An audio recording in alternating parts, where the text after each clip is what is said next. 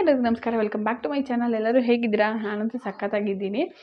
ಇವತ್ತಿನ ವ್ಲಾಗ್ ಯಾವುದು ಅಂತ ಹೇಳ್ಬಿಟ್ಟು ವಿಡಿಯೋ ಯಾವುದು ಅಂತ ನಿಮಗೆ ಗೊತ್ತಾಗಿರುತ್ತೆ. ತಮ್ಮನೇಲಿ ನೋಡಿ ನಾನು ಡೆಲಿವರಿ ಸ್ಟೋರಿನ ನಿಮ್ಮ ಹತ್ರ ಶೇರ್ ಮಾಡ್ಕೊಳ್ಳೋಣ ಅಂದ್ಕೊಂಡ್ಬಂದಿದ್ದೀನಿ. ಕೆಲವರಿಗೆ ಹೆಲ್ಪ್ ಆಗ್ಬೋದು ಅನ್ನೋದಕ್ಕೋಸ್ಕರ.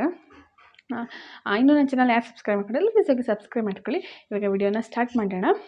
ಫಸ್ಟ್ಲಿ ಏನಂತ ಅಂದರೆ, ನಾನು ಪ್ರೆಗ್ನೆನ್ಸಿ ಚೆಕಪ್ ಅಂದರೆ ಮಂತ್ಲಿ ಚೆಕಪ್ ಇರುತ್ತಲ್ಲ, ಅದನ್ನೆಲ್ಲ ನಾನು ಬೆಂಗಳೂರಲ್ಲೇ ಮಾಡಿಸ್ತಿದ್ದೆ. ಇಲ್ಲಿಗೇನು ಬರ್ತಿರಲಿಲ್ಲ, ಬೆಂಗಳೂರಲ್ಲೇ ಮಾಡಿಸ್ತಿದ್ದೆ ಮಂತ್ಲಿ ಚೆಕಪ್ನ. ಸೊ ನಾನು 9 ಮಂತ್ಸ್ ಕಂಪ್ಲೀಟ್ ಆಗಿ ಸೀಮಂತ ಆದಮೇಲೆ ನಾನು ಇಲ್ಲಿಗೆ ಬಂದಿದ್ದು. ಸೊ 9 ಮಂತ್ ರನ್ನಿಂಗ್ ಇರಬೇಕಾದ್ರೆ ವೀಕ್ಲಿ ನಮಗೆ ಚೆಕಪಿಗೆ ಬರೋಕ್ಕೆ ಹೇಳ್ತಾರೆ. ಸೊ ವೀಕ್ಲಿ ಚೆಕಪಿಗೆ ಹೋಗ್ಬೇಕಾದ್ರೆ ಲಾಸ್ಟ್ ವೀಕ್ ಚೆಕಪಿಗೆ ಹೋದಾಗ ಏನಂತ ಹೇಳಿದ್ರು ಡಾಕ್ಟರ್ ಅಂತಂದರೆ, ಇಲ್ಲ ಬೇಬಿದು ಗ್ರೋತ್ ಸ್ವಲ್ಪ ಜಾಸ್ತಿ ಆಗಿಬಿಟ್ಟಿದೆ. ಸೊ ನೋಡಿ ಡಿಸೈಡ್ ಮಾಡ್ಕೊಂಬನ್ನಿ. ಲಾಸ್ಟ್ ವಿಡಿಯೋದಲ್ಲಿ ಹೇಳಿದ್ದೆ ನಾನು. ಸೊ ಚೆಕಪ್ ಡಿಸೈಡ್ ಮಾಡ್ಕೊಂಡು ಬನ್ನಿ ಏನು ಅಂತ ಹೇಳ್ಬಿಟ್ಟು ಅಂದರು. ಸೊ ನಾವು ಮನೆಗೆ ಬಂದುಬಿಟ್ಟು, ಓಕೆ ಬೇಬಿ ಗ್ರೋತು ಜಾಸ್ತಿ ಇದೆ, ನನಗಿನ್ನ ಡ್ಯೂ ಡೇಟಿಗೆ ಇನ್ನು 3-4 ಡೇಸ್ ಇತ್ತು ಅಷ್ಟೇ. ಸೊ ಅದಕ್ಕೋಸ್ಕರ ನಾವು ಡಿಸೈಡ್ ಮಾಡಿಕೊಂಡು, ಬೇಡ ಮತ್ತು ಬೇಬಿ ಗ್ರೋತ್ ಆಗಿಬಿಟ್ರೆ ಡೆಲಿವರಿಗೂ ಕಷ್ಟ ಆಗಿಬಿಡುತ್ತೆ ಅಂತ ಹೇಳ್ಬಿಟ್ಟು ಡಿಸೈಡ್ ಮಾಡ್ಕೊಂಡು, ಬೇಡ ನಾಳೆ ಮಾಡಿಸ್ಕೊಂಬಿಡೋಣ ಅಂತಬಿಟ್ಟು ನೆಕ್ಸ್ಟ್ ಡೇ ಹೋದ್ವಿ. ಇಲ್ಲಿಂದ ಹೋದಾಗ ಅರೌಂಡ್ 11 o'clock ಆಗಿತ್ತು ಅಂತ ಅನಿಸುತ್ತೆ. ಹೋಗ್ಬಿಟ್ಟು ಏನಾಯಿತು, ಹೋಗ್ಬಿಟ್ಟು ಅಲ್ಲಿ ಮಾಮೂಲಿ ಪ್ರೊಸೀಜರಲ್ಲೇ ಇರುತ್ತಲ್ಲ ಹಾಸ್ಪಿಟಲ್ದು, ಅದಕ್ಕೆ ಅಡ್ಮಿಷನ್ಗೆ ಅದು ಇದು ಅಂತ ಅದನ್ನೆಲ್ಲ ಆಯಿತು. ಸೊ ಹೋದ್ವಿ. ರೂಮ್ಸ್ ಎಲ್ಲ ನಾವು ಡ್ಯುಲೆಕ್ಸ್ ರೂಮ್ ತೊಗೊಂಡಿದ್ವಿ. ನಾನು ತೋರಿಸಿದ ಹಾಸ್ಪಿಟ್ಲ್ ಬಂದು ಹಾಸನಲ್ಲಿ ಕರ್ಣ ಮಲ್ಟಿ ಸ್ಪೆಷಾಲಿಟಿ ಹಾಸ್ಪಿಟಲ್ ಅಂತ. ಹಾಸ್ಪಿಟಲ್ ಫೆಸಿಲಿಟಿ ಮಾತ್ರ ಸಕ್ಕತ್ತಾಗಿದೆ. ಯಾರಿಗಾದರೂ ಅದ್ರದ್ದು ಅಡ್ರೆಸ್ ಬೇಕು ಅಂದರೆ ಹೇಳಿ, ಇಲ್ಲ ಅಂತಂದರೆ ಗೂಗಲಲ್ಲೇ ಕರ್ಣ ಮಲ್ಟಿ ಸ್ಪೆಷಾಲಿಟಿ ಹಾಸ್ಪಿಟಲ್ ಅಂತ ಸರ್ಚ್ ಮಾಡಿದ್ರೆ ನಿಮಗೆ ಸಿಗುತ್ತೆ. ಸೊ ನಾವು ಹೋದ್ವಿ, ಎಲ್ಲ ಮಾಮೂಲಿ ಚೆಕಪ್ ಇತ್ತು. ನಾನು ನೋಡಿದ ಡಾಕ್ಟ್ರ್ ಬಂದು ಪೂರ್ಣಿಮಾ ಅಂತ. ಚೆನ್ನಾಗಿ ನೋಡ್ತಾರೆ ಅವರು, ಏನೋ ಲಕ್ಕಿ ಹ್ಯಾಂಡ್ ಅಂತ ಏನೋ ಹೇಳ್ತಾರೆ ಅವ್ರಿಗೆ. ಸೊ ಚೆನ್ನಾಗಿತ್ತು. ಆಮೇಲೆ ಹೋಗಿ ಅಡ್ಮಿಷನ್ ಎಲ್ಲ ಆಯಿತು. ನಾವೊಂದು ರೂಮ್ಸ್ ಎಲ್ಲ ಸಿಕ್ತು. ರೂಮ್ಗೆಲ್ಲ ಹೋದ್ಮೇಲೆ ಅವ್ರದ್ದು ನನಗೆ ಗೊತ್ತಿರಲಿಲ್ಲ. ಸ್ಟಾರ್ಟಿಂಗು ಸಿಸರಿನ್ಗೆ ಹೋಗ್ಬೇಕಾದ್ರೆ, ನಾನು ಸಿಸರಿನ್ಗೆ ಅಂತ ನಾನು ಫಿಕ್ಸಾಗಿ ಹೋಗಿರಲಿಲ್ಲ. ಬಟ್ ನಾರ್ಮಲ್ ಪೇಯ್ನ್ ತಿನ್ನಲ್ಲ ಅಂತ ಸ್ವಲ್ಪ ನನಗೆ ಮೈಂಡಲ್ಲಿ ಫಿಕ್ಸ್ ಆಗಿತ್ತು. ಏಕೆಂದರೆ ಅದ್ರದ್ದು ಎಷ್ಟು ಪೇಯ್ನ್ ಬರುತ್ತೆ ಅನ್ನೋದು ನನಗೊಂದು ಇಮ್ಯಾಜಿನೇಷನ್ ಇತ್ತು. ಎಲ್ಲ ಹೇಳಿದ್ದೆಲ್ಲ ಕೇಳಿ ಇಮ್ಯಾಜಿನೇಷನ್ ಇತ್ತು. ಸೊ ಇರಲಿ ಅಂತ ಹೇಳ್ಬಿಟ್ಟು ನಾನು ಸಿಸರಿನ್ಗೂ ರೆಡಿ ಆಗಿಬಿಟ್ಟೆ ಹೋಗಿದ್ದೆ. ಯಾಕೆಂದರೆ ಬಟ್ಟೆ ಪ್ಯಾಕ್ ಮಾಡಬೇಕಾದ್ರೂ ನಾನು ಸಿಸರಿನ್ಗೆ ಅಂದರೆ 5 days ಹಿಡ್ಕೊತಾರಲ್ವ, ಅದಕ್ಕೆ ಅಂತಲೇ ಪ್ರಿಪೇರ್ ಆಗಿಬಿಟ್ಟು ಹೋಗಿದ್ದೆ. ಇರಲಿ ಯಾವುದಾದ್ರೂ ಇರಲಿ ಅಂತ ಹೇಳ್ಬಿಟ್ಟು. ಸೊ ಹೋಗಿ ಅಡ್ಮಿಷನ್ ಆದಮೇಲೆ ಮಾಮೂಲಿ ಪ್ರೊಸೀಜರ್ ಇರುತ್ತೆ ಅವ್ರದ್ದೆಲ್ಲ, ಏನೇನೋ ಇರುತ್ತೆ. ಅದನ್ನೆಲ್ಲ ಮುಗಿಸ್ಕೊಂಬಿಟ್ಟು ಪೇಯ್ನ್ ಬರೋ ಅಂಥ ಇಂಜೆಕ್ಷನ್ ಕೊಟ್ಟರು. ಪೇಯ್ನ್ ಬರೋ ಇಂಜೆಕ್ಷನ್ ಕೊಟ್ಟಾದಮೇಲೆ ಆ ಪೇಯ್ನ ಸೀರಿಯಸ್ಲಿ ತಡೆಯೋಕ್ಕಾಗೋದಿಲ್ಲ. ನನಗೆ ಸ್ವಲ್ಪ ಪೇಯ್ನ್ ಬರೋಕ್ಕೆ ಸ್ಟಾರ್ಟ್ ಆಯಿತು. ನನಗೆ ಅದನ್ನೇ ತಡೆಯೋಕ್ಕಾಗಲಿಲ್ಲ. ಸೊ ನಾನು ಹೇಳಿದೆ, ಇಲ್ಲ ನನಗೆ ಆಗೋದಿಲ್ಲ, ನಾನು ಸೆಕ್ಷನ್ಗೆ ಹೋಗ್ಬಿಡ್ತೀನಿ ಅಂತ. ಯಾಕೆ ನಾನು ಆ ಡಿಸೈಡ್ ತೊಗೊಂಡೆ ಸಡನ್ನಾಗಿ ಅಂತ ಅಂದರೆ, ನನ್ನ ತಂಗಿದು ಸೇಮ್ ಹಿಂಗೆ ಆಯಿತು. ಅವಳಿಗೆ ಮನೇಲೇ ವಾಟರ್ ಬ್ರೇಕ್ ಆಗಿಬಿಟ್ಟಿತ್ತು. ಸೊ ಕರ್ಕೊಂಡೋದ್ರು. ಅವಳಿಗೂ ಪೇಯ್ನ್ ಬರೋ ಇಂಜೆಕ್ಷನ್ ಕೊಟ್ಟರು. ಅವಳು 24 hours ಏನೋ ಪೇಯ್ನ್ ತಿಂದಿದ್ದಾಳೆ. ಪೇಯ್ನ್ ತಿಂದು ಹೆಂಗಾಗ್ಬಿಡುತ್ತೆ ಅಂದರೆ ಫುಲ್ಲು ಸುಸ್ತಾಗ್ಬಿಟ್ಲು ಅವಳು. ಮತ್ತು ಸುಸ್ತಾಗ್ಬಿಟ್ಲು. ಅವಳಿಗೆ ಆಗಲಿಲ್ಲ ಪೇಯ್ನ್ ತಡೆಯೋಕ್ಕಾಗಲಿಲ್ಲ. ಸೊ ಅವಳೇನು ಮಾಡಿದ್ಲು ಅಂತ ಅಂದರೆ, ಇಲ್ಲ ನನಗೂ ಆಗೋಲ್ಲ, ಸೆಕ್ಷನ್ಗೆ ಹೋಗ್ತೀನಿ ಅಂತ. ಅವಳು 24 hours ಪೇಯ್ನ್ ತಿಂದುಬಿಟ್ಟು ಸೆಕ್ಷನ್ಗೆ ಹೋಗ್ಬಿಟ್ಲು. ಸೊ ನನಗೂ ಆ ಥರ, ಮತ್ತು ಆ ಸೆಕ್ಷನ್ ಆದಮೇಲೆ ಫುಲ್ಲು ಸುಸ್ತಾಗ್ಬಿಟ್ಟಿದ್ಲು ಅವಳು. ಸೊ ನನಗೂ ಆ ಥರ ಆಗುತ್ತೆ ಅಂತ ಹೇಳ್ಬಿಟ್ಟು ನಾನೇನು ಮಾಡಿದೆ, ಬೇಡ ನನಗೆ ಈ ಪೇಯ್ನ್ ತಿನ್ನೋಕ್ಕಾಗೋದಿಲ್ಲ, ನಾನು ಸೆಕ್ಷನ್ಗೆ ಹೋಗ್ತೀನಿ ಅಂತ ಅಂದೆ. ಸರಿ ಅಂತ ಹೇಳ್ಬಿಟ್ಟು ಅವರು ಸೆಕ್ಷನ್ಗೆಲ್ಲ ರೆಡಿ ಮಾಡಿಕೊಂಡ್ರು. ರೆಡಿ ಮಾಡ್ಕೊಂಡಾದಮೇಲೆ ಹೆಂಗೆ ಅಂತ ಅಂದರೆ, ಕರ್ಕೊಂಡು ಹೋಗ್ತಾರೆ ಆಪ್ರೇಷನ್ OT ರೂಮಿಗೆ ಕರ್ಕೊಂಡೋಗಿದ ತಕ್ಷಣ ನಾನು ಮೊದಲೇ ಫಿಕ್ಸ್ ಆಗಿಬಿಟ್ಟಿದ್ದೆ. ಸೊ ಏನು ಟೆನ್ಷನ್ ಮಾಡ್ಕೊಳ್ಳೋದು ಬೇಡ, ಏನು ಬೇಡ, ಆರಾಮಾಗಿ ಹೋಗಬೇಕು, ಆರಾಮಾಗಿ ಬರಬೇಕು. ಯಾಕೆಂದರೆ ನನ್ನ ನಾರ್ಮಲ್ ಪೇಯ್ನ್ ಅಷ್ಟೊಂದು ತಿಂದಿರಲಿಲ್ಲ ಅಲ್ವಾ. ಸೊ ಹಂಗಾಗಿ ಏನಾಯಿತು, ಬೇಡ ಅಂತೇಳ್ಬಿಟ್ಟು OT ರೂಮಿಗೆ ಕರ್ಕೊಂಡೋದ್ರು. ಆರಾಮಾಗಿ ಹೋಗೋಣ ಅಂತೇಳ್ಬಿಟ್ಟು ಮೈಂಡ್ ಫಿಕ್ಸ್ ಮಾಡ್ಕೊಂಬಿಟ್ಟಿದ್ದೆ. ಯಾಕೆಂದರೆ ಈಗ ಟೆನ್ಷನಲ್ಲಿ ಹೋಗ್ಬಿಟ್ರೆ ಏನಾಗುತ್ತೆ ಅಂದರೆ, BP ಹೆಚ್ಚು ಕಮ್ಮಿ ಆಗೋದು, ಅದು ಇದು ಸುಮ್ಮನೆ ಕಾಂಪ್ಲಿಕೇಶನ್ಸು. ಸೊ ಅದಕ್ಕೆ ಆರಾಮಾಗಿ ಹೋಗಿ ಆರಾಮಾಗಿ ಬರೋಣ ಅಂತ ಹೋದೆ. OT ರೂಮಲ್ಲಿ ನನಗೆ ಯೂರಿನ್ ಬ್ಯಾಗ್ಸ್ ಎಲ್ಲ ಹಾಕಿರ್ತಾರಲ್ವ. ಸೊ ನನಗೆ ಅದು ನಡೆಯೋಕೆ ಒಂಥರ ಅನ್ಕಂಫರ್ಟಬಲ್ ಆಗ್ತಿತ್ತು. ಸೊ ವೀಲ್ಚೇರ್ ತರಿಸೋಣ ಅಂತ ಅಂದರು. ತರಿಸಿ ಅಂತ ಅಂದೆ. ವೀಲ್ಚೇರಲ್ಲಿ OT ರೂಮಿಗೆ ಕರ್ಕೊಂಡೋದ್ರು. ಎಂಥ ಫೆಸಿಲಿಟಿ ಸಕ್ಕತ್ತಾಗಿತ್ತು ಅಂತ ಅಂದರೆ, ಎಲ್ಲನೂ OT ರೂಮಲ್ಲಿ. ನನಗೆ OT ರೂಮ್ಗೆ ಹೋಗಿದ ತಕ್ಷಣ ಹೆಂಗೆ ಅನ್ನಿಸ್ತು ಫೀಲ್ ಅಂತಂದರೆ, ಸೀರಿಯಸ್ಲಿ ಹೇಳ್ತೀನಿ, ಯಾವುದೋ ಫಿಲಮ್ ನೋಡ್ತಿದ್ದೀನೇನೋ ಅನ್ನೋ ಥರ. ಯಾಕೆಂದರೆ ನಾನು ಈ ಥರ ಯಾವುದೇ ಥರ ಆಪ್ರೇಷನ್ಸ್ ಆಗಲಿ ಅಥವಾ ಹಾಸ್ಪಿಟಲ್ ಹೋಗ್ಬಿಟ್ಟು ಅಡ್ಮಿಟ್ ಆಗೋದಾಗಲಿ, ಈ ಥರ ಯಾವುದೂ ನಾನು ಮಾಡಿರಲಿಲ್ಲ. ಸೊ ನನಗೆ ಅದ್ರ ಎಕ್ಸ್ಪೀರಿಯೆನ್ಸೇ ಇರಲಿಲ್ಲ ಹಾಸ್ಪಿಟಲ್ ಎಕ್ಸ್ಪೀರಿಯೆನ್ಸೇ ಇಲ್ಲ. ಫಸ್ಟ್ ಆಫ್ ಆಲ್ ಅಡ್ಮಿಟ್ ಆದವ್ರನ್ನ ನೋಡ್ಕೊಂಡಿದ್ದೀನಿ ಅಷ್ಟೇ, ಬಟ್ ಈ ಥರ ಆ ಥರ ನನಗೆ ಎಕ್ಸ್ಪೀರಿಯೆನ್ಸ್ ಇರಲಿಲ್ಲ. ಫಸ್ಟ್ ಟೈಮ್ ಎಕ್ಸ್ಪೀರಿಯೆನ್ಸ್ ನನಗೆ. ಆಮೇಲೆ ಓ ಟಿ ರೂಮಿಗೆ ಹೋಗಿದ ತಕ್ಷಣ ಯಾವುದೋ ಹೊಸ ಲೋಕಕ್ಕೆ ಬಂದಿದ್ದೀನೇನೋ ಅನ್ನೋ ಥರ. ಅಂದರೆ ಆ LED ಲೈಟ್ಸ್, ಅದೇನೋ LED ಲೈಟ್ಸ್ ಅಂತಾರೆ ಏನೋ ಗೊತ್ತಿಲ್ಲ, ಅಂದರೆ ಫೋಕಸ್ ಲೈಟ್ ಹಾಕಿರ್ತಾರಲ್ಲ ಅದು, ಅದೆಲ್ಲ ಈ ಥರ ನಾವು ಅಂದರೆ ಹಿಂಗೆ ಮಲ್ಕೊಂಡಾಗ ಅದು ನಮ್ದು ಫೇಸ್ ಮೇಲೆ ಬೀಳೋದು, ಅದನ್ನೆಲ್ಲ ನೋಡ್ತಿದ್ರೆ ಹೆಂಗೆ ಅನ್ನಿಸ್ತು ಅಂದರೆ, ಸರಿ ಆಯಿತು ಓ ಟಿ ರೂಮಿಗೆ ಕರ್ಕೊಂಡೋದ್ರು. ಅವ್ರದ್ದು ಹಿಂಗೆ ಈ ಕಡೆ ಕೈಗೊಬ್ಬರು ಕಾಲಿಗೊಬ್ಬರು ಅಂತಾರಲ್ಲ ಆ ಥರ, ಈ ಕಡೆ ಸೈಡಲ್ಲಿ ಎಂಥದ್ದು BP ಚೆಕ್ ಮಾಡೋದು ಹಾಕಿರ್ತಾರೆ, ಈ ಕಡೆ ಸೈಡಲ್ಲಿ ಪಲ್ಸ್ ರೇಟ್ ಚೆಕ್ ಮಾಡೋದು ಹಾಕಿದ್ರು.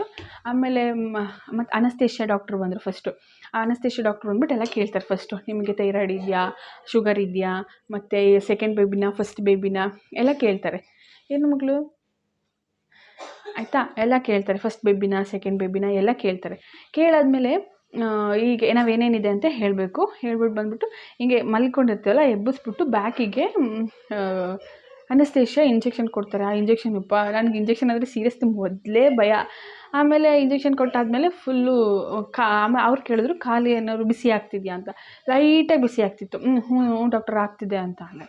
ಸರಿ ಮಲ್ಕೊಳ್ಳಿ ಅಂತ ಬಿಟ್ಟು ಮಲಗಿಸಿದ್ರು. ಅವ್ರು ನಾನು ಮಲ್ಕೊಂಡಿದ್ದು ಎಷ್ಟು ಒಂದು 5 ಸೆಕೆಂಡ್ಸ್ ಅನಿಸುತ್ತೆ. 5 ಸೆಕೆಂಡ್ಸ್ಗೆ ಫುಲ್ ಸೊಂಟದಿಂದ ಫುಲ್ ಕೆಳಗಡೆ ಎಲ್ಲ ಬೆಂಡಾಗಿ ಹೋಗುತ್ತೆ. ಏನೂ ಸೆನ್ಸ್ ಆಗೋಲ್ಲ. ಅವ್ರು ಹಿಂಗೆ ಮುಟ್ಟಿದ್ರು ಏನೂ ಸೆನ್ಸ್ ಆಗೋಲ್ಲ. ನಮ್ಗೆ ಏನು ಮಾಡಿರ್ತಾರೆ ಅಂದರೆ ಬಟ್ಟೆ ಹಾಕಿರ್ತಾರೆ, ಹಿಂಗೊಂದು ಬಟ್ಟೆ ಹಾಕಿರ್ತಾರೆ, ಇಲ್ಲಿ ಕಾಣಿಸ್ತಿರುತ್ತೆ. ಹಿಂಗೆ ಕಾಣಿಸ್ತಿರ್ಬೇಕಾದ್ರೆ ಏನಾಗುತ್ತೆ ಅಂದರೆ, ಕೆಲವ್ರಿಗೆ ಏನು ಮಾಡ್ತಾರೆ ಅಂದರೆ ಮುಂದ್ಗಡೆ ಸ್ಕ್ರೀನ್ ಬಳಿಲಿರ್ತಾರೆ. ಯಾಕೆ ಆ ಥರ ಮಾಡ್ತಾರೆ ಕಣ್ಣಿಗೆ ಬಟ್ಟೆ ಹಾಕೋದು ಅಂತಂದರೆ, ಟೆನ್ಷನ್ ಆಗಿಬಿಡ್ತಾರೆ. ಅಂದರೆ ಅವ್ರ ಕೈ ಎಲ್ಲ ಮೂವ್ ಮಾಡ್ತಿರ್ತಾರಲ್ವ, ಅದನ್ನೆಲ್ಲ ನೋಡಿ ಟೆನ್ಷನ್ ಆಗಿ BP ಹೆಚ್ಚು ಕಮ್ಮಿ ಆಗಿಬಿಡುತ್ತೆ ಅಂತ ಆ ಥರ ಮಾಡಿರ್ತಾರೆ. ಸೊ ನನಗೆ ಹಿಂಗೆ ಬಟ್ಟೆ ಹಾಕಿದ್ದಾಗ ಇಲ್ಲಿ ನನಗೆ ಅವ್ರದ್ದು ವಿಸಿಬಲ್ ಆಗ್ತಿತ್ತು ಏನು ಮಾಡ್ತಿದ್ದಾರೆ ಏನಂತ. ಬಟ್ ನಾನು ಅದನ್ನ ನೋಡಿದ್ರೆ ನಾನು ಟೆನ್ಷನ್ ಆಗ್ತೀನಿ ಅಂತ ಸ್ವಲ್ಪ ಕಣ್ಣು ಮುಚ್ಕೊಂಡೆ. ನನಗೆ ಸ್ವಲ್ಪ ಒಂಥರ ಎಲ್ಲೋ ಒಂಥರ ಅನ್ನಿಸ್ತಿತ್ತು. ಸೊ ಅದಕ್ಕೆ ಕಣ್ಬಿಟ್ಬಿಟ್ಟೆ. ಆಮೇಲೆ ಮಾಡಿದಾಗ ಅವರು ಎಲ್ಲ ಮೂವ್ ಮಾಡ್ತಿದ್ರೆ ನನಗೆ ಏನೂ ಸೆನ್ಸ್ ಆಗ್ತಿಲ್ಲ. ಫಸ್ಟ್ ಟೈಮ್ ಎಕ್ಸ್ಪೀರಿಯೆನ್ಸ್, ಸೀರಿಯಸ್ಲಿ ಹೇಳ್ತೀನಿ. ಆಮೇಲೆ ಬೇಬಿ ಎತ್ತಿದ್ದೆಲ್ಲ ನನಗೆ ಗೊತ್ತಾಯಿತು. ಬೇಬಿನ ಎತ್ಬಿಟ್ಟು ಒಂದು ಸರ್ತಿ ಕೊಯ್ ಅಂತ 2 ಸರ್ತಿ ಅತ್ತ. ಆಮೇಲೆ ಆಗ್ಬಿಟ್ಟು ನಿನಗೆ ಬೇಬಿ ಬಾಯ್ ಆಗಿದೆಯಪ್ಪ ಅಂತ ಹೇಳ್ಬಿಟ್ಟು ಕರ್ಕೊಂಬಂದು ಒಂದು ಕಿಸ್ ಮಾಡಿಸ್ಬಿಟ್ಟು ವಾಶಿಗೆ ಅಂತ ಕರ್ಕೊಂಡೋಗ್ಬಿಟ್ಟು ವಾಶ್ ಮಾಡಿಸ್ಬಿಟ್ಟು ಕರ್ಕೊಂಬಂದ್ಬಿಟ್ಟು ಒಂದು ಕಿಸ್ ಮಾಡಿಸ್ಕೊಂಡು ಮತ್ತೆ ಪೇರೆಂಟ್ಸಿಗೆ ತೋರ್ಸೋಕ್ಕೆ ಅಂತ ಹೇಳ್ಬಿಟ್ಟು ಕರ್ಕೊಂಡೋಗ್ತಾರೆ. ಹೆಂಗಿದ್ದ ನನ್ನ ಮಗ ಅಂತ ಅಂದರೆ ಫುಲ್ ಕೆಂಪಗಿದ್ದ. ಆದರೆ ಸೀರಿಯಸ್ಲಿ ಹೇಳ್ಬೇಕಂದ್ರೆ ನಾನು 2 ಡೇಸ್ ಆದ್ರೂ ಅವ್ನ ಮುಖನೇ ನೋಡಿರಲಿಲ್ಲ. ಏಕೆಂದರೆ ಸೈಡಿಗೆ ನಾವು ಹಿಂಗೆ ಮಲ್ಕೊಂಡಿರ್ತೀವಲ್ಲ, ಸೈಡಿಂದ ತೋರಿಸ್ತಾರೆ. ಸೈಡಿಂದ ತೋರಿಸ್ದಾಗ ಅವ್ನ ಫೇಸ್ ಕಾಣಿಸಲ್ಲ. ಅವ್ನು ಕಾಣಿಸ್ತಾನೆ, ಬಟ್ ಆ ಫೇಸ್ ಕಾಣಿಸ್ತಿರ್ಲಿಲ್ಲ. ಆಮೇಲೆ ಪೇರೆಂಟ್ಸಿಗೆ ತೋರ್ಸೋಕ್ಕೆ ಅಂತ ಕರ್ಕೊಂಡೋದ್ರು. ಲಾಸ್ಟಲ್ಲಿ ವಿಡಿಯೋ ಹಾಕಿದ್ದೀನಿ ಫುಲ್. ಅವರೆಲ್ಲ ಖುಷಿ, ಬೇಬಿ ಬಾಯ್ ಆಯಿತು ಅಂತ ಹೇಳ್ಬಿಟ್ಟು ನನಗೆ. ಆಮೇಲೆ ಅವ್ರು ಡಾಕ್ಟ್ರು ಕೇಳಿದ್ರು. ನಾನು ಕೇಳಿದೆ ಯಾವ ಪಾಪು ಅಂತ ಕೇಳಿದ ತಕ್ಷಣ ಅವ್ರು ಹೇಳಿದ್ರು ಬೇಬಿ. ಹೌದಾ ಅಂತ. ನಾನು ಯಾಕೆ ಅಂತ ಕೇಳಿಲ್ಲ, ನನಗೆ ಬೇಬಿ ಗರ್ಲ್ ಬೇಕಾಗಿತ್ತು ಅಂತ ಅಂದೆ. ಅದಕ್ಕೆ ಅವರು ಬಿಡು ನೆಕ್ಸ್ಟ್ ಮಾಡ್ಕೊಳ್ಳಿವಂತೆ ಅಂತ ಅಂದರು. ಆಮೇಲೆ ಪೇರೆಂಟ್ಸಿಗೆ ಪಾಪನ ಕರ್ಕೊಂಡೋಗೋಕೆ ಕೊಟ್ಟಿರ್ತಾರಲ್ವ. ಆಮೇಲೆ ನಮಗೆ ಹೆಂಗಿರುತ್ತೆ ಅಂದರೆ ಅನಸ್ತೇಷಿಯಾ ಪವರ್ ಇರುತ್ತೆ. ಇನ್ನು ಅನಸ್ತೇಷಿಯಾ ಪವರ್ ಒಂಚೂರು ಕಡಿಮೆ ಆಗಿರಲ್ಲ. ಆಮೇಲೆ ಅನಸ್ತೇಷಿಯಾ ಪವರ್ ಇರುತ್ತಲ್ವ. ಸೊ ಅಬ್ಸರ್ವೇಷನ್ ರೂಮಿಗೆ ಅಂತ ಹೇಳ್ಬಿಟ್ಟು ನಮ್ಮನ್ನ ಶಿಫ್ಟ್ ಮಾಡ್ತಾರೆ. ಬೇಬಿನ ಪೇರೆಂಟ್ಸಿಗೆ ಕೊಟ್ಟಿರ್ತಾರೆ. ನನ್ನನ್ನು OT ರೂಮಿಂದ ಅಬ್ಸರ್ವೇಷನ್ ರೂಮಿಗೆ ಶಿಫ್ಟ್ ಮಾಡ್ತಿದ್ರು. ಹೆಂಗಾಯಿತು ಅಂತ ಅಂದರೆ, ಕರ್ಕೊಂಡೋಗ್ತಾರೆ. ನನಗೆ ಅನಸ್ತೇಷಿಯಾ ಪವರ್ ಇತ್ತು. ಸೊ ನಾನು ಮನೇಲೆಲ್ಲ ಟೆನ್ಷನ್ ಆಗಿರ್ತಾರಲ್ವ. ಸೊ ನಾನು ಸೇಫಾಗಿದ್ದೀನಿ ಅಂತ ಹೇಳ್ಬಿಟ್ಟು ನಾನು ಇದು ವೀಲ್ ಇದರಲ್ಲಿ ಮಲ್ಕೊಂಡಿರ್ತಲ್ಲ ಅದನ್ನು ಕರ್ಕೊಂಡೋಗ್ತಾರೆ. ಸೇಫಾಗಿದ್ದೀನಿ ಅಂತ ಹಾಯ್ ಮಾಡಿದೆ. ಅಂದರೆ ನನಗೆ ಅವ್ರ ಮುಖ ನೋಡಿದ ತಕ್ಷಣ ನನಗೆ ಖುಷಿ. ಯಾಕಂದರೆ ಅವ್ರು ಟೆನ್ಷನಲ್ಲಿರ್ತಾರೆ. ಹಾಯ್ ಮಾಡಿದರೆ ಸೇಫಾಗಿದ್ದಾಳೆ, ಆರಾಮಾಗಿದ್ದಾಳೆ ಅಂತ ಅವ್ರು ಅನ್ಕೋತಾರೆ ಅಂತ ಹೇಳ್ಬಿಟ್ಟು ನಾನು ಆ ಥರ ಮಾಡಿ. ಆಮೇಲೆ ಸರಿ ಆಯಿತು. OT ರೂಮಿಗೆ ಅಬ್ಸರ್ವೇಷನ್ ರೂಮಿಗೆ ಕರ್ಕೊಂಡೋಗಿ ಶಿಫ್ಟ್ ಮಾಡಿದ್ರು. ಅಂದರೆ ಆ ವೀಲು ಇದರಿಂದ ಟ್ರಾಲಿಂದ ನಮ್ಮನ್ನ ಬೆಡ್ಡಿಗೆ ಶಿಫ್ಟ್ ಮಾಡಿದ್ರು, OT ರೂಮ್ ಬೆಡ್ಡಿಗೆ. ಅನಸ್ತೇಷಿಯಾ ಪವರ್ ಇತ್ತು. ನನಗೇನು ಸೆನ್ಸ್ ಆಗ್ತಿರಲಿಲ್ಲ, ಆರಾಮಾಗಿದ್ದೆ. ಆಮೇಲೆ ಏನಾಯಿತು ಅಂದರೆ, ಅಲ್ಲಿ ಅಬ್ಸರ್ವೇಷನ್ ರೂಮಲ್ಲಿ ನರ್ಸ್ಗಳಿರ್ತಾರಲ್ಲ, ಅವರು ಅಂದರು ಪೇಯ್ನ್ ಏನಾದ್ರು ಬಂದರೆ ಹೇಳಿ ಇಂಜೆಕ್ಷನ್ ಆ ಥರ ಏನಾದ್ರು ಕೊಡ್ತೀವಿ ಅಂತ. ನಾನು ಪೇಯ್ನ್ ಏನು ಬರುತ್ತೆ, ಇದು ನಾರ್ಮಲ್ ಇದೆ, ಪೇಯ್ನ್ ಏನು ಬರುತ್ತೆ ಅಂತ ನಾನು. ಆಮೇಲೆ ಸರಿ ಆಯಿತು. ಪಕ್ಕದಲ್ಲಿರೋರು ಅಬ್ಸರ್ವೇಷನ್ ಇನ್ನೊಬ್ಬರಿದ್ದರು. ಅವರು ಸಿಸ್ಟರ್ ನನಗೆ ಪೇಯ್ನ್ ಬರ್ತಿದೆ ಅಂತ. ನಾನು ಪೇಯ್ನ್ ಎಲ್ಲ ಬರುತ್ತಾ ಅಂತ ಪೇಯ್ನ್ ಏನು ಬರುತ್ತೆ, ಎಲ್ಲ ನಾರ್ಮಲ್ ಆಗಿರುತ್ತೆ ಅಂತ ನಾನು ಅಂದ್ಕೊಂಡು ಸುಮ್ಮನೆ ಆದೆ. ಆಮೇಲೆ ಅದು ನೋಡಿದ್ರೆ ಅನಸ್ತೇಷಿಯಾ ಪವರ್ ಇಳಿತಾ ಬಂತು. ತಗೊಳ್ಳಿ ಸ್ಟಾರ್ಟ್ ಪೇಯ್ನು. ಆಮೇಲೆ ಅಪ್ಪ ಎಂಥ ಪೇಯ್ನ್ ಅಂತ ಅಂದರೆ ಆಮೇಲೆ ನಾನು ಸಿಸ್ಟರ್ಗೆ ಹೇಳಿದೆ. ಆಮೇಲೆ ನಾನು ಅವ್ರಿಗೂ ಇದೇ ಥರ ಪೇಯ್ನ್ ಆಗ್ತಿತ್ತೇನೋ ಅಂತ. ಆಮೇಲೆ ಸಿಸ್ಟರ್ಗೆ ಹೇಳಿದೆ, ಸಿಸ್ಟರ್ ಪೇಯ್ನ್ ಬರ್ತಿದೆ ಅಂತ. ಆಮೇಲೆ ಅವ್ರು ಬಂದುಬಿಟ್ಟು ಯಾವುದೋ ಒಂದು ಇಂಜೆಕ್ಷನ್ ಏನೋ ಕೊಟ್ಬಿಟ್ಟು ಹೋದರು. ಅಬ್ಸರ್ವೇಷನ್ ರೂಮಿಂದ ಮಾಮೂಲಿ ನಮ್ಮ ರೂಮಿಗೆ ಶಿಫ್ಟ್ ಮಾಡಬೇಕಲ್ವಾ. ಅನಸ್ತೇಷಿಯಾ ಪವರೆಲ್ಲ ಎಳೆದಿತ್ತು. ನನ್ನ ಬೆಡ್ಡಿಂದ ಅವ್ರದ್ದು ಇದಿರುತ್ತಲ್ಲ ತಳ್ಕೊಂಡು ಹೋಗೋದು, ಅದಕ್ಕೆ ಶಿಫ್ಟ್ ಮಾಡ್ತಿದ್ರೆ ಸೀರಿಯಸ್ಲಿ ನನಗೆ ಆಗ್ತಿಲ್ಲ. ಕರ್ಕೊಂಡು ಹೋಗ್ತೀರಾ, ನನಗಾಗೋದಿಲ್ಲ ಅಂತ ನಾನು. ಆಮೇಲೆ ಅವರು ಇಲ್ಲಪ್ಪ ಶಿಫ್ಟ್ ಮಾಡಬೇಕು ಬಾ ಅಂತ. ಆಮೇಲೆ ಅದು ಒಂದು ಟ್ರಾಲಿ ಇರುತ್ತೆ, ಆ ಟ್ರಾಲಿನ ಹಿಂಗೆ ನಮ್ಮ ಬೆಡ್ಡಿಂದ ಆ ಟ್ರಾಲಿಗೆ ಇದು ಮಾಡಿಕೊಂಡು ಅವ್ರ ಕಡೆ ಬೆಡ್ಡಿಗೆ ಶಿಫ್ಟ್ ಮಾಡ್ಕೊತಾರೆ. ಸೊ ನನಗೆ ಆ ಬೆಡ್ಡಿಗೆ ಅದಕ್ಕೆ ಹಾಕ್ಕೊಂಡಿದ್ದಾರೆ, ಈ ಕಡೆ ಹಾಕ್ತಿದ್ದಾರೆ. ನನಗೆ ಸ್ವಲ್ಪ ಹಾಕಿದ್ದಾರೆ, ನಾನು ಫುಲ್ ಹೋಗಿಲ್ಲ, ಸ್ವಲ್ಪ ಎಡ್ಜಲ್ಲಿ ಇದ್ಬಿಟ್ಟಿದ್ದೀನಿ. ಒಂಚೂರು ಆ ಕಡೆ ಹೋಗಪ್ಪ ಅಂತ ಅವರು. ನನಗೆ ಆಗೋದೇ ಇಲ್ಲ, ನನಗಾಗೋದಿಲ್ಲ, ನಾನು ನಿಂಗೆ ಕರ್ಕೊಂಡೋಗಿ ಅಂತ ನಾನು.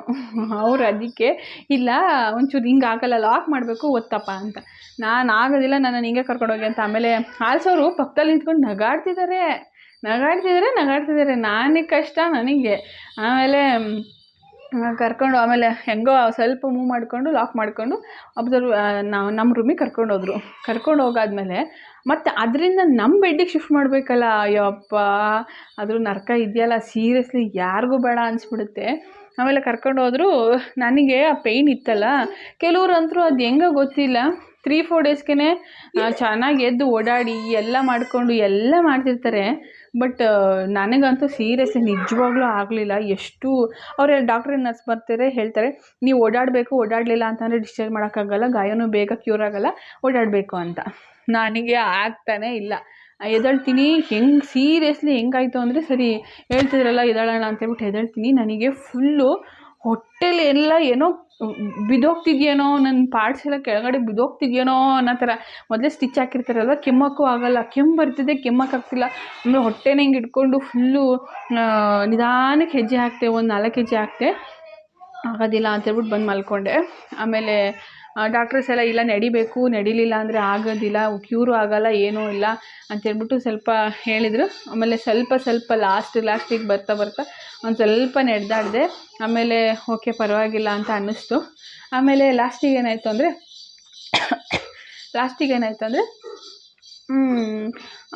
ಇನ್ನೇನು ನಾಳೆ ಡಿಸ್ಚಾರ್ಜ್ ನಾಳೆ ಡಿಸ್ಚಾರ್ಜ್ ಅಂದರೆ ಬೇಬಿದೆಲ್ಲ ಬ್ಲಡ್ ಚೆಕಪ್ ಎಲ್ಲ ಮಾಡ್ತಾರೆ. ಸೊ ಬ್ಲಡ್ ಚೆಕಪ್ ಮಾಡಿದಾಗ ಏನಾಯಿತು ಅಂತಂದರೆ, ನನಗೆ ಸ್ಟಾರ್ಟಿಂಗ್ 3 ಡೇಸ್ ಹಾಲೇ ಬರಲಿಲ್ಲ, ಅಷ್ಟೊಂದು ಬರಲಿಲ್ಲ. ಸೊ ಬೇಬಿಗೆ ಚೆನ್ನಾಗಿ ಹಾಲನ್ನ ಫೀಡ್ ಮಾಡಿದ್ದಿದ್ರೆ ಅವನಿಗೆ ಜಾಂಡಿಸೇ ಬರ್ತಿರಲಿಲ್ಲ. ಸೊ ಸ್ಟಾರ್ಟಿಂಗಲ್ಲಿ ಎಷ್ಟು ಚೆನ್ನಾಗಿ ನಾವು ಫೀಡ್ ಮಾಡ್ತೀವೋ ಅಷ್ಟು ಒಳ್ಳೆಯದು. ಸೊ ಫೀಡ್ ಮಾಡಲಿಲ್ಲ ಅಲ್ವಾ, ಅದಕ್ಕೋಸ್ಕರ ಅವನಿಗೆ ಸ್ವಲ್ಪ ಜಾಂಡೀಸ್ ಇತ್ತು. ಅಂದರೆ 12 ಇರಬೇಕು ಅಂತಾರೆ, ಅವನಿಗೆ 9 ಇತ್ತು, ಅಷ್ಟೊಂದು ಏನು ಇರಲಿಲ್ಲ. ಬಟ್ ಡಾಕ್ಟರ್ ಏನು ಹೇಳಿದ್ರು ಅಂತಂದರೆ, ಬೇಡ ಸುಮ್ಮನೆ ರಿಸ್ಕ್ ಯಾಕೆ, ಮನೆಗೆ ಹೋಗ್ಬಿಟ್ಟು ಮತ್ತೆ ವಾಪಸ್ ಬರೋ ಬದಲು ಫೋಟೋಥೆರಪಿಲಿ ಇಡೋಣ, ಸ್ವಲ್ಪ 1 ನೈಟ್ ಅಲ್ವಾ ಅಂತ ಹೇಳ್ಬಿಟ್ಟು ಅಂದರು. ಸರಿ ಓಕೆ ಅಂತ ಹೇಳ್ಬಿಟ್ಟು ಫೋಟೋಥೆರಪಿಲಿ ಇಟ್ಟಿದ್ರು. 1 ನೈಟ್ ಅಷ್ಟೇ ಇಟ್ಟಿದ್ರು, ಅಷ್ಟೊಂದು ಏನು ಇಟ್ಟಿರಲಿಲ್ಲ. ಆಮೇಲೆ ಆಲ್ಮೋಸ್ಟ್ ಅಂದರೆ ಮನೆ ಕರ್ಕೊಂಡೋಗಿ ಸ್ವಲ್ಪ ಬಿಸಿಲಿಗೆ ತೋರಿಸಿ ಎಲ್ಲ ಕ್ಯೂರ್ ಆಗುತ್ತೆ ಅಂತ ಅಂದರು. ಸರಿ ಅಂತ ಹೇಳ್ಬಿಟ್ಟು ಮತ್ತೆ ಬ್ಲಡ್ ಚೆಕಪ್ ಮಾಡ್ತಾರೆ. ಮತ್ತೆ ಬ್ಲಡ್ ಚೆಕಪ್ ಮಾಡಿದಾಗ ನಾರ್ಮಲ್ ಓಕೆ ನಾರ್ಮಲ್ ಬಂದಿತ್ತು. ಸೊ ಓಕೆ ಅಂತ ಹೇಳ್ಬಿಟ್ಟು, ಇಲ್ಲಾಂದರೆ ಅವರು ಡಿಸ್ಚಾರ್ಜೇ ಮಾಡಲ್ಲ, ನಾನು ಕ್ಯೂರ್ ಆಗಲಿಲ್ಲ ಅಂದರೂ ಡಿಸ್ಚಾರ್ಜ್ ಮಾಡಲ್ಲ, ಬೇಬಿ ಹುಷಾರಾಗಲಿಲ್ಲ ಅಂದರೂ ಡಿಸ್ಚಾರ್ಜ್ ಮಾಡಲ್ಲ.